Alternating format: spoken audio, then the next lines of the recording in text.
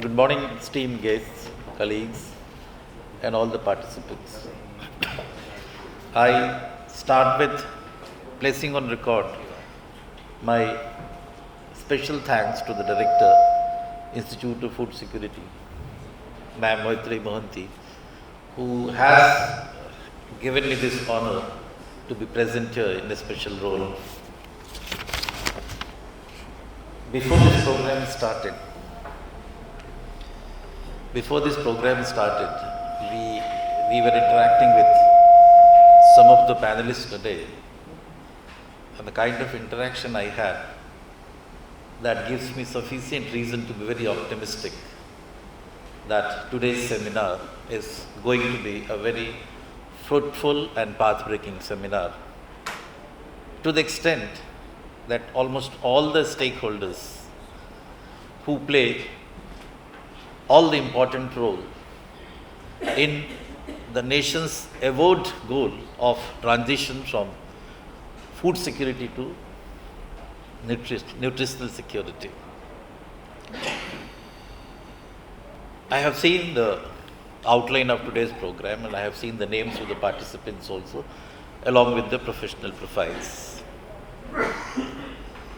As we all know that in the last 1 week or so, in media, both print and electronic, India's position in global hunger index is being discussed. That discussion, that faring so abysmally low in that global hunger index, we may have a theoretical discussion on the methodology on other things, but for the moment, we are shamefully low on that index. That too, in the overall policy context, where we claim that we are actually running the biggest PDS program, food delivery program in the world. As of now, after the introduction of NFSA, the percentage of beneficiaries is close to 2/3, 67. Numerically, it translates into 87 crore or something. When food grains availability has been ensured to that extent, why do we lag so behind in this global hunger index? This is the real issue that needs to be addressed in the coming years. The policymakers have taken due cognizance of this centrality of this theme of nutritional security, and that again has moved on from mere theoretical concern to actual programmatic implementation in concrete manner. One of the major announcements in this sphere was by our Honorable Prime Minister, who said that even in this PDS NFSA scheme, we will be universalizing it. It started with pilots. It moved on to aspirational districts. Then by 2024, middle of 2024, we intend to roll it out universally. All the beneficiaries of the NFSA, that is 87 crore people of India, they will be getting fortified rice. That is the programmatic part of it, that is the policy aspect of it. But nutrition goes much beyond that. Nutrition goes to what we call the traditions of eating habits. Nutrition goes to the relationship between mother and infants. Nutrition goes to the intra-family food distribution. And nutrition even goes beyond to the sentiments of motherhood and related familial sentiments, emotions. So basically this nutritional intervention has to be a total or holistic mix of not only fortification of rice, fortification of wheat, fortification of edible oils, fortification of other things that constitute our consumption basket of an average typical Indian. It has to go beyond good eating habits. I am very happy to see today that every aspect of this intervention, this program, will be discussed today in this program, starting with an overview of rice fortification I mean, how the government has announced it, what are the quantitative targets, what are the timelines, and what are the implementation hurdles that we have faced initially as teething troubles. Later on, we will be moving to strategy also, because program, wherever we talk about program, strategy becomes very important. So we have a speaker dedicated to that topic, that is strategy. And next, whenever we talk about fortification, you know, there is a very thin line of difference between blending and adulteration.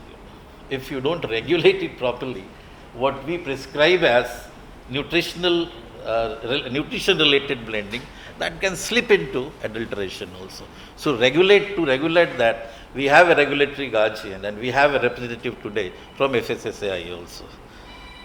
Then we all start so many programs, you know, on a very high visibility and what we call with hype. We introduce programs, but generally the programs have issues of sustainability. We start well, we start with so much of light and sound, but finally things fizzle out and sustainability becomes a concern. So sustainability also will be discussed by one of the panelists today. And then the specific aspect of rice fortification, because that is the key intervention as far as the quantitative aspects of this policy are concerned. Because in no other country, the fortification has taken at such a level, quantitatively speaking also, and in terms of number of beneficiary also. So that will be discussed, that also will be discussed. Then two more important things that is on agenda that will again be contributing heavily to the interdisciplinarity of this seminar today, that is the private partnership. As today, we all are convinced that government alone is not capable of doing everything. We need participation from the private partners also, and we need participation of the community also. Whenever there has been a debate about food security and nutritional security, in the specific context of nutritional security, the role of the family and the community has always been appreciated, acknowledged and highlighted. So public-private partnership is one thing, and the role of community, which actually we will not be dealing with in that detail today. But I think there are some speakers who are working with communities. They will be sharing their experiences with their partnership with the community. And lastly, as of now, we are just into kernel fortification. The final goal will be biofortification.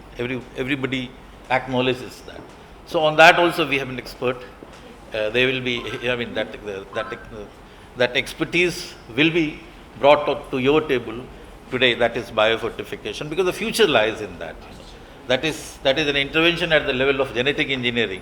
So what you fortify, the method of fortification is so deeply ingrained in the grain itself that these problems of implementation, quality control will automatically be taken care of.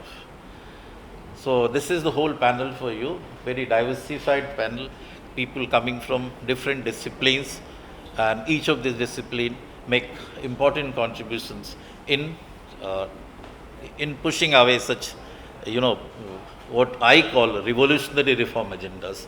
So the transition from food security to nutritional security is actually a revolutionary agenda, and we all need to come together with utmost commitment and utmost humanitarian